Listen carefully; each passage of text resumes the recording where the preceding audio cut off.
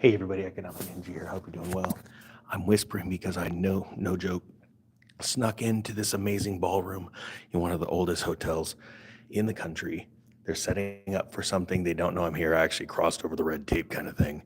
I want to talk about, hopefully I don't get caught, want to talk about something out of Zero Hedge, and that is the fact that native born Americans did not add to any jobs last year.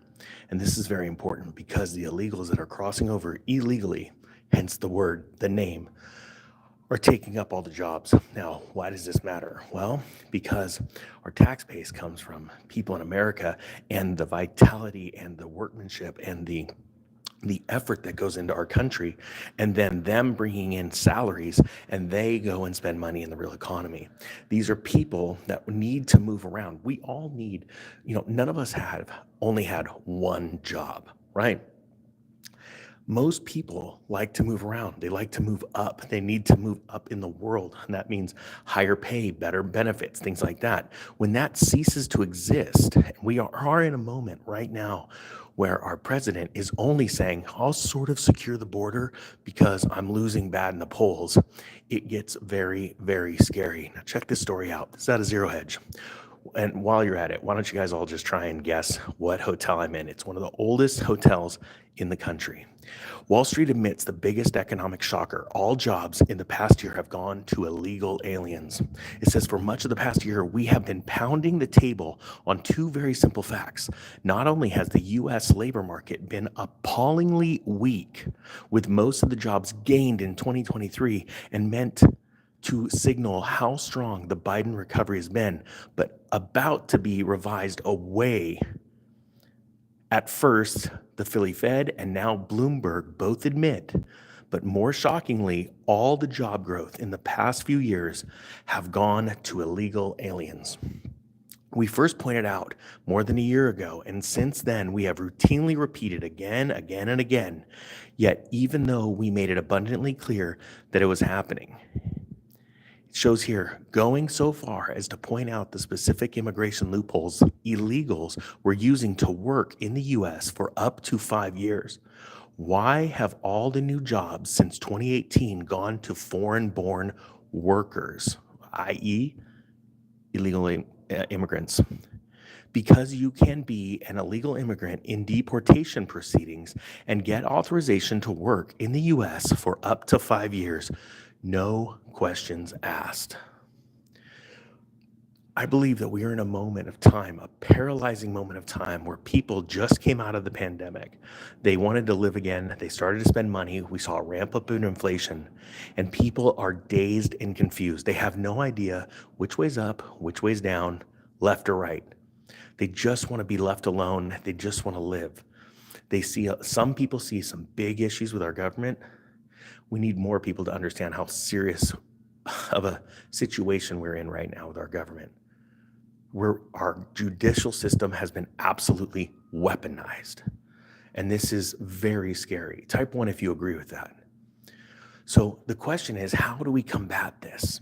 See, the sad thing is sometimes the only way you can combat something, because you're only one person, you know only so much. You can only do so much. One of those things sometimes, and have you ever heard the term live to fight another day? Because sometimes you know that you're outmatched. And sometimes you have to step aside, not engage in a certain battle, so in order to win a war. And for the last 3 years, this is why I've been preaching or teaching why it's important to get out of debt right now. You see, policymakers do not care about us. They care only about themselves and their pocketbooks. It's very evident when, our last president wanted a wall to secure our borders, to stop this insanity. And people like Nancy Pelosi came out screaming and yelling that we need open borders. We're not putting walls up, between Mexico and California. Yet she has a wall and guards.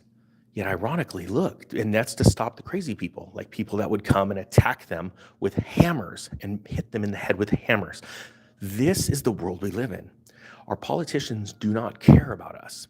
So what we need to do, and all they know is money. So we need to take the money from them.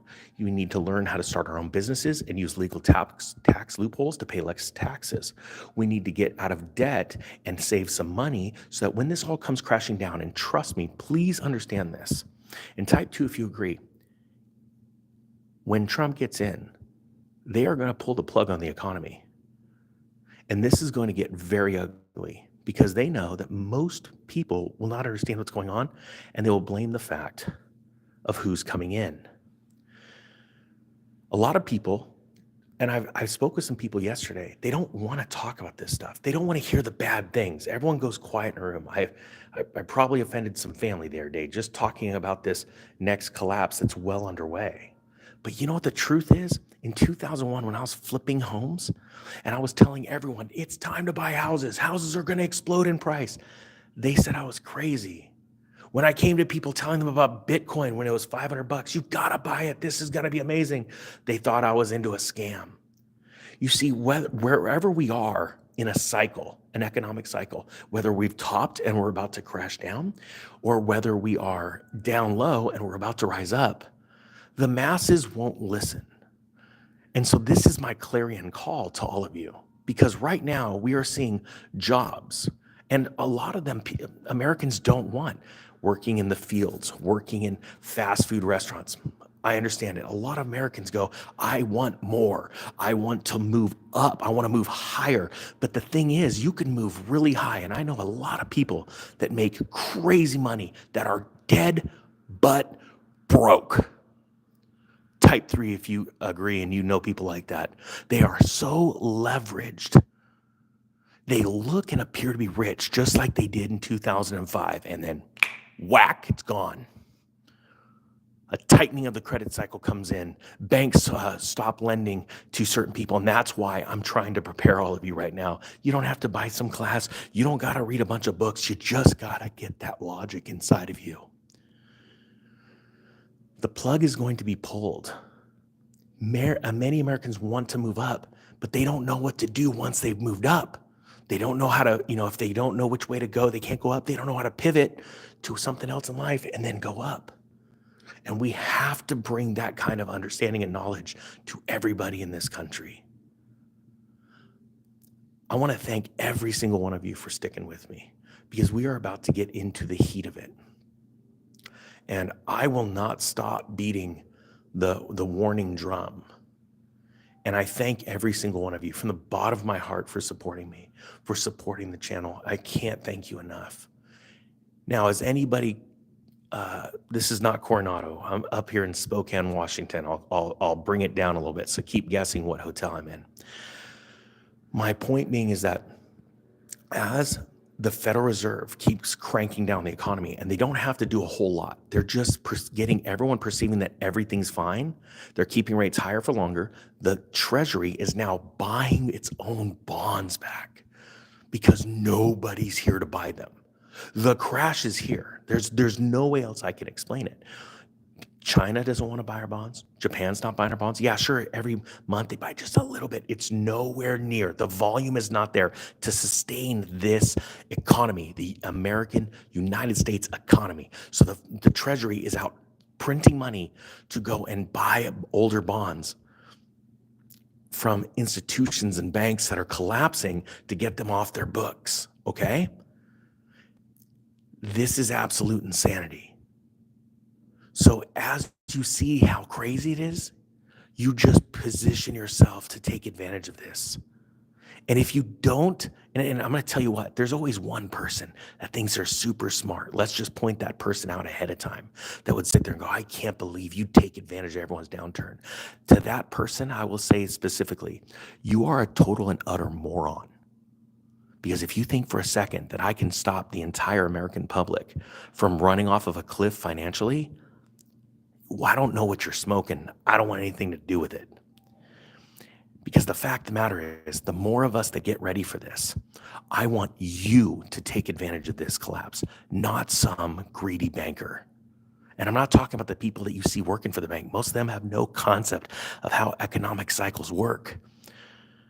I want you to take advantage of this. And the more people that we have going for this, doing this, preparing for this, the stronger we're going to be as a nation.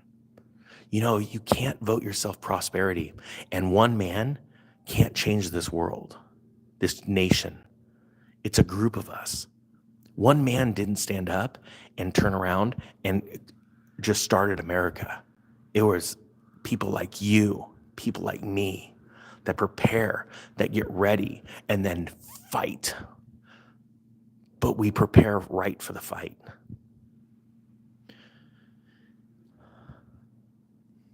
I hope you all have a great day. The Economic Ninja is out.